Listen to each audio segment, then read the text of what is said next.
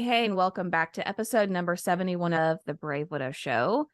Today, we get a different take on what it means to have lost your spouse and to be raising young kids. And today, we're going to talk with a young widower.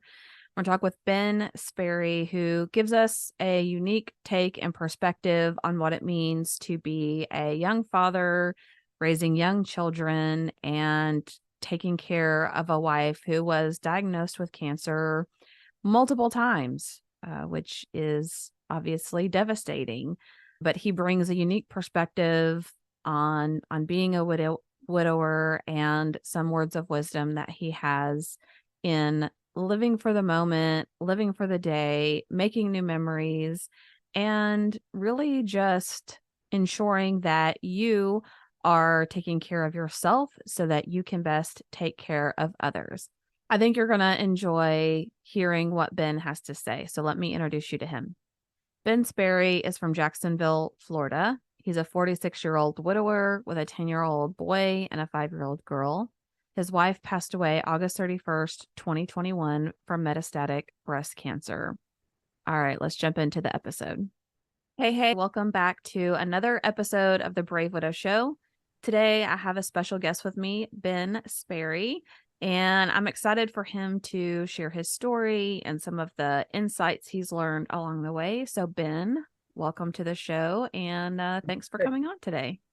Definitely. Yeah. Like you said, my name is Ben Sperry. My story started in 2009, where I met my wife, Beth. We lived 2 blocks away from each other, and she was walking her sister's dog in front of my place, and we just ended up chatting. And then I got her number, and we just started talking, and it took about 3 to 4 months before we actually met up, which was kind of weird that took that long, but because we talked a lot before that and we only lived a couple blocks from each other. But once we started hanging out on a daily basis, it was inevitable. We were both people that we're both people that thought we would never ever get married, never have kids. And as soon as we started dating, air quotations, is within 3 months we already moved in with each other, which was, we're not very spontaneous people, so it was kind of funny. And then within a year after that, we moved to a different city to be close to the beach, and just we could do it with our jobs to move. And then a year after that, we got married. And then a year after that, we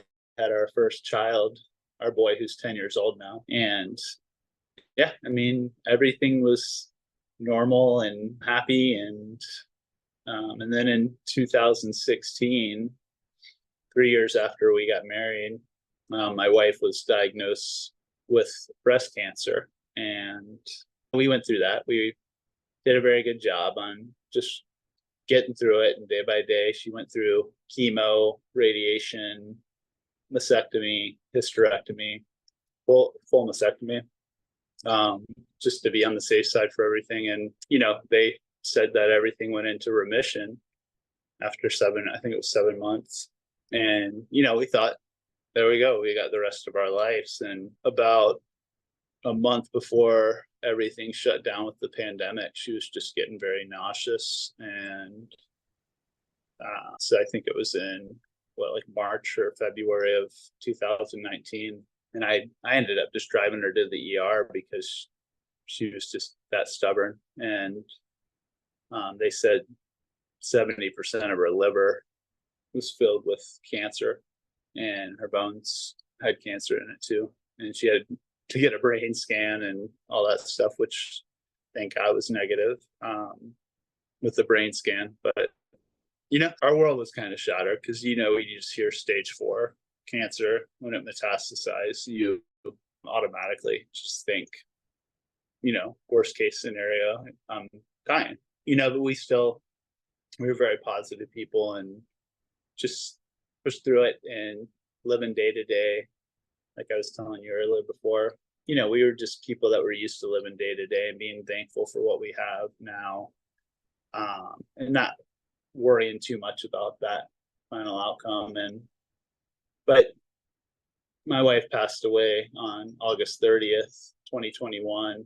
And, 3 to 4 months before that, she got really sick, and it was just really hard for her to get out of bed. She kept working until the very end. She's a teacher for 21 years for ESE students, and she tried to do as much as possible with the kids, but a lot of it was hard. Our kids are 5 and 10 now. Like I said, we had the boy, and then she was diagnosed with cancer and had a hysterectomy. So we became foster parents, and we adopted our daughter, who's now 5, was 3 when my wife passed away. And yeah, I mean, August 30th, we had to go to Mayo Clinic here in Jacksonville, Florida. And to get a tube put in, she had to go under, and that just sent her body into shock. And they released her from the hospital, and I was driving her home, and when we got to the front door, she collapsed into my arms. Luckily, I was behind her, and I carried her into bed, and an hour and a half later, she had died in my arms. And, that was, the worst day of my life, as I'm sure it is for most anybody that's lost a spouse or somebody they love. But so with having 2 kids, that's, in my opinion, it was challenging for me to lose. That was my one goal in life, was to grow old with my wife. That was my main goal in life, was to grow old with my wife and just raise our kids. But I think the biggest challenge and heartache that I've had is with the 2 kids, and not being able to put myself in their shoes on what they're going through. My parents are still alive, and I usually I'm pretty good about being able to do that, but I can't fathom and imagine.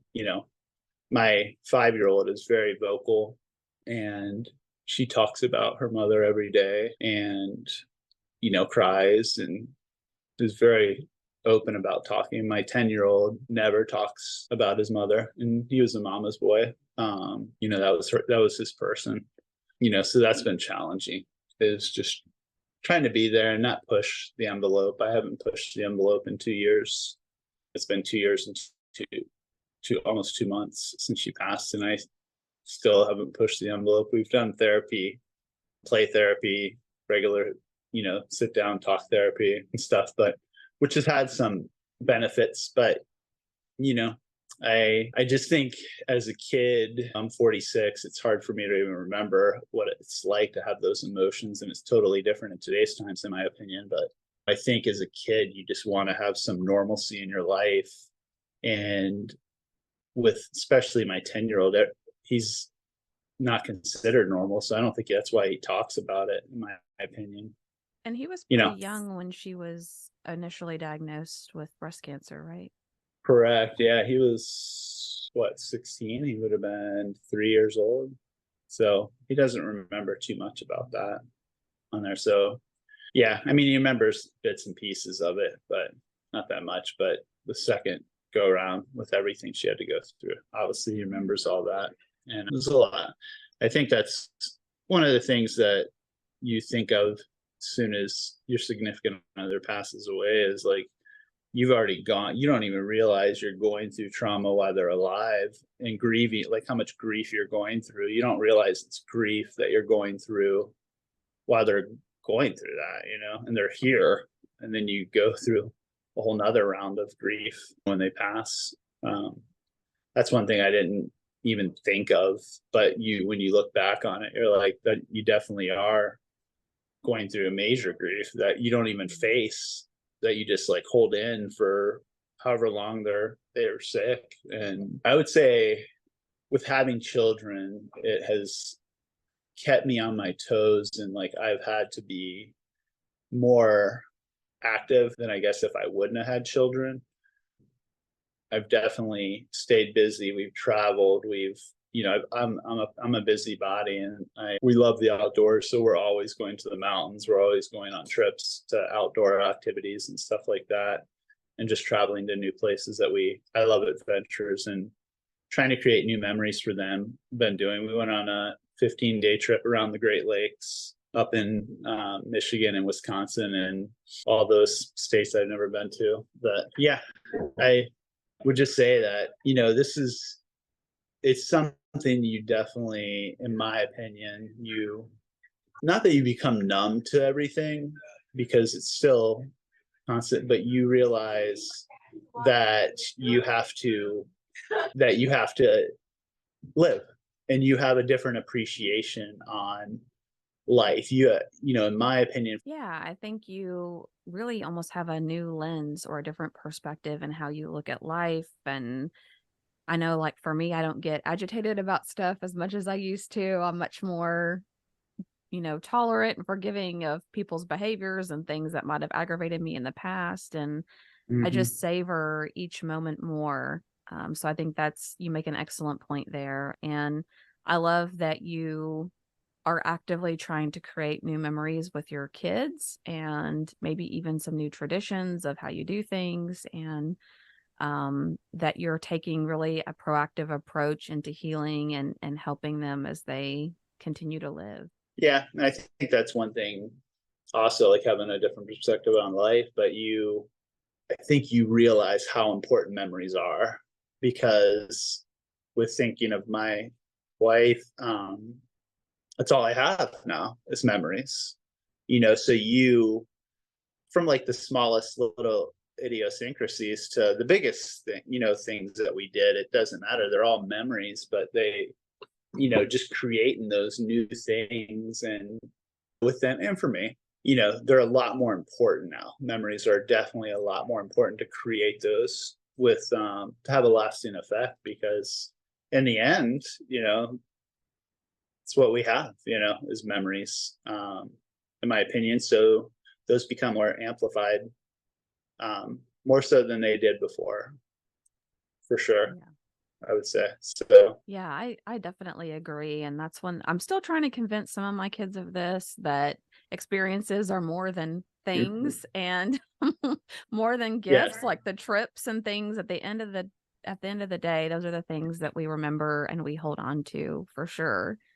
So I have to ask you, as a father of young children and someone who's trying to juggle it all, I'm assuming with work and caring for your wife, and then in losing her, what what advice would you give to people? Let's say they know someone who was in your situation. What would have been the best support, or what was a good experience for you that was the most helpful? I would just say being present with, in my situation, like I said, my wife and I actually talked about like the final outcome of everything. Like, and I think that put a new look on our life. So I was more present and more caring.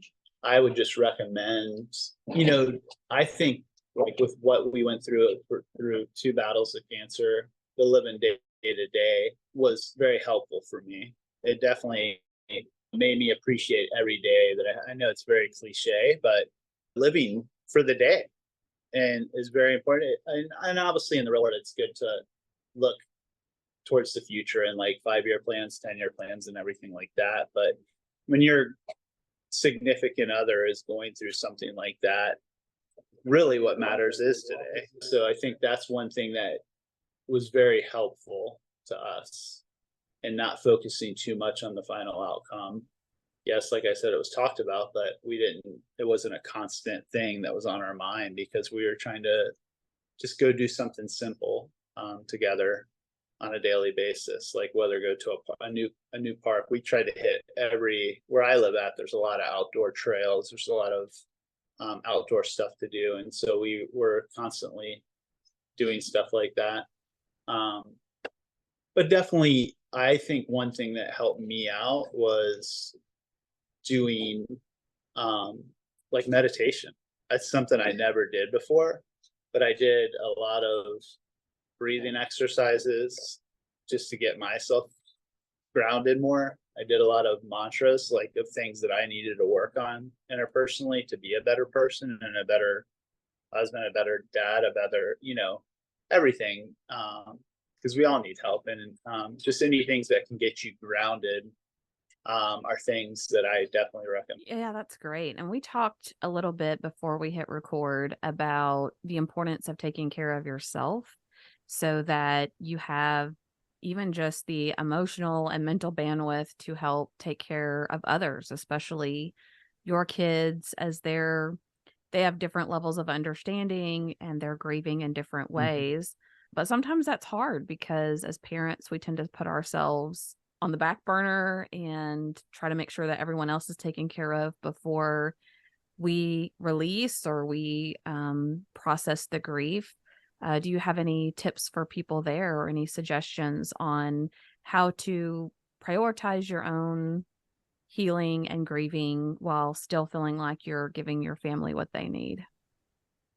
I think the biggest thing that's been a I can just speak personally about it is just not doing too much. I know it's funny to say that since I just started college classes, I'm working full time in, but and I think just saying no, uh, learning your boundaries. Boundaries is something that I've never ever thought about, but luckily I kind of grasped it like from early on in my grieving, of setting boundaries, of just saying that's not a priority of mine to people. And as harsh as it sounds, like, and not that you're trying to be mean to people, but setting boundaries with people, like your family, even, that you just have to do that to keep your sanity. And I think doing self checks with yourself, is a huge thing. Just to, you definitely, like I was telling you before you hit record, that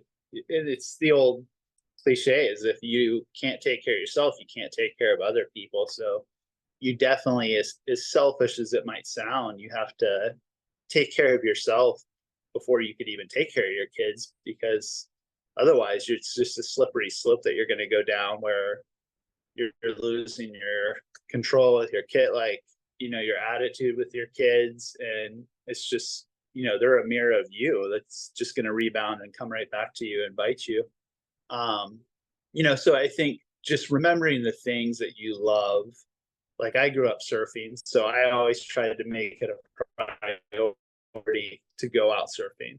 That's something, like when I was taking care of my wife and the kids, because when my wife was going through cancer, I said, you just worry about yourself. That's all. That's what I told her to do. So for 2 years straight, that's like I took care of the kids as much as possible.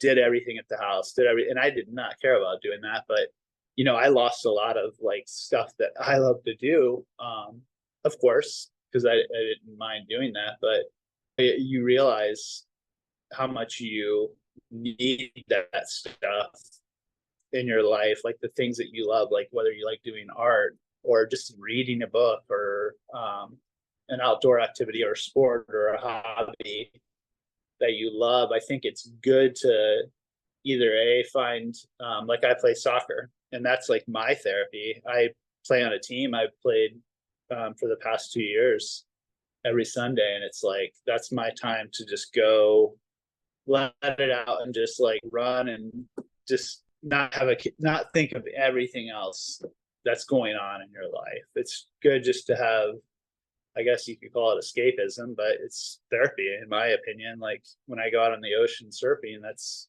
therapy to me, just to clear my head, not have the worries of whatever's going on in your life. Yeah, I think that's extremely helpful, whether you're embracing past hobbies and things that you love to do, or discovering new ones, or just taking the time to engage in a hobby or something creative that actually helps work the same part of your brain that emotions are processed. So, those things are very much Mhm. like therapy, to your point, and doing that. Um, as you've thought about now your new future and what that looks like, sounds like lots of soccer and surfing, which is exciting. But what inspired you to go back to school at 46 years old, looking at a new college degree? Like, what was your inspiration there? I mean, I've always wanted to go back to. I've done art my whole life. I went to art school when I was younger, and I think me personally, I used like weighing the pros and cons of that. is I have two kids that have, school has summers off, that has so many breaks. If I could have a job where I am matching that schedule, that's a pro of it. But also, just I think the one thing that I notice is, like, from my perspective, is it felt like I was starting from scratch all over again. Here I shared my life with somebody we were together for 13 years. Um, you become in sync with that person.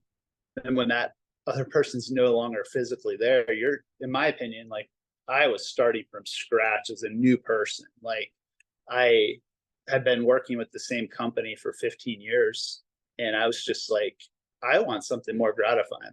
I've always wanted something more gratifying, like where I feel like I'm giving something more to the world, to the community.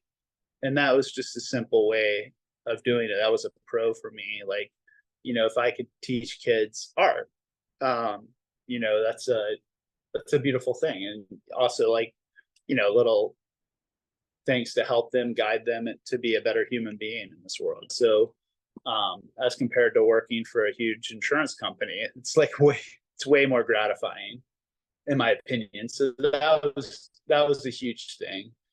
And just like I said, it's a process, but it's also, and that's why one thing I definitely recommend to anybody that is going through grief and going through all these new feelings and all this whole new life is, you are starting from scratch in most situations. Why not take your time, and why not take the right steps? It's not a sprint. This is a marathon, in my opinion. And I definitely think, I'm 2 years out, August 30th of this year, from when I lost my wife. And I'm just that type of person that I believe that you should take your time to make sure you think things through, especially when you're starting a whole new chapter of your book that you still have. Yeah, I completely agree. And I was married almost right at 20 years, and it's hard when you've spent, 10 plus years with someone. That's a significant chunk of your adult life. And it's hard to Mhm. think about starting over and having a new future. And you've thought about a future together for so long. It's like, I don't even know what I would want on my own. So it does take time to figure that out. But I love that you're embracing things that you've enjoyed in the past, and that you're exploring things that you want to do for your future. I really just want to give you kudos. It sounds like you've really tried to do a lot of things proactively to help heal and to help figure out, what that future path is going to look like. And some people are afraid to do that. So I think it's great that you've done that.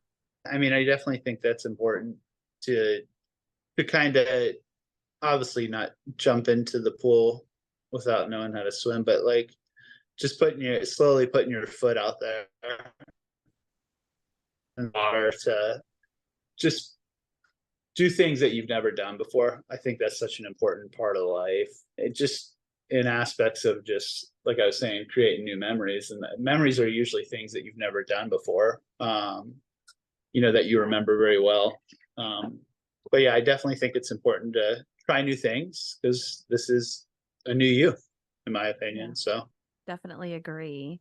Well, Ben, I have another question about being a widowed father. I think most widows that we know are overwhelmingly women, and mhm. sometimes mothers. And so you don't often see a young father as a widower, but are there any unique challenges or things that you've seen, or any words of advice that you would give to other young guys that are trying to be dads to kids that are still at home and maybe facing some unique challenges that we women don't necessarily see? Yeah, I mean, I think, like, just, I keep saying from my perspective, because it's all I have, but I think the thing I've tried to do, just from me, is I've tried to be both roles at certain times, like be the mother and be the father.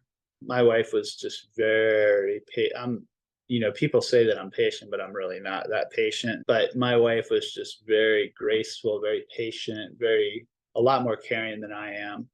So I've tried to be that person. Like it takes a lot of being conscious of, and trust me, I hardly ever get it right, but it's something that you have to be a lot more conscious than you normally would, is my recommendation. And it's hard. And for lack of better words, it sucks because you're stepping out of like comfort zones of how you're used to being the father figure, and and that's how it was for so long since we had children. You carried those roles, and you balanced them, and you both hit on all cylinders together. But you have to have that balance when that other person's not there.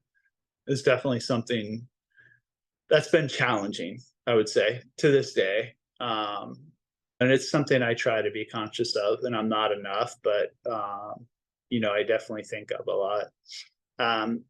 Like I think just the biggest thing that I always think of, is like being a solo father of two kids, is just being present and just slowing down some. And I can just speak from my perspective, is that I'm a person that's always been go, go, go, go, go, go. Through this, like even the first year especially, is like, I don't like to put times on things, but like I've just had to like slow down some. Like with after school, for example, normally I would take him to go do something, but like now, like we just need a break, like just to slow down and just stop for a second and just like kind of have like just relax, something I'm not used to doing. But I mean, being present is probably the biggest thing that's important as a single solo father of two kids, is probably the biggest recommendation I have, because your time is worth more than anything, Yeah, that's I a would say. great point. And I think we try to be both parental figures, and I know gender roles is a hot topic in our culture Yeah. today, but regardless of people's views on that, I think most people could acknowledge you and your spouse have strengths and weaknesses most often that the Hmm. other does not.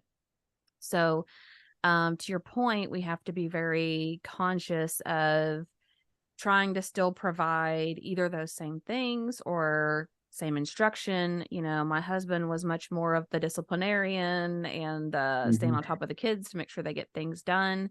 And I hate micromanaging people. I hate micromanaging the kids, but sometimes it has to be done for them to get those things done. So you're right. Takes much more effort, but sometimes that's what's needed, or else they may not end up being well balanced and rounded out kids. And it is hard for the high achievers out there to reduce the expectations on yourself, to put in boundaries, to say, I don't need to do all the things. We don't need to go to all the places. That is really difficult, but I know for me, it was a saving grace, especially in those early days. Oh yeah, I remember so many days I was just like, my kids have been fed and they're alive. That's good.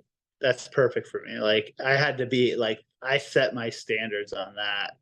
Like a lot of days that, my kids are loved, fed, and they're alive. Like good.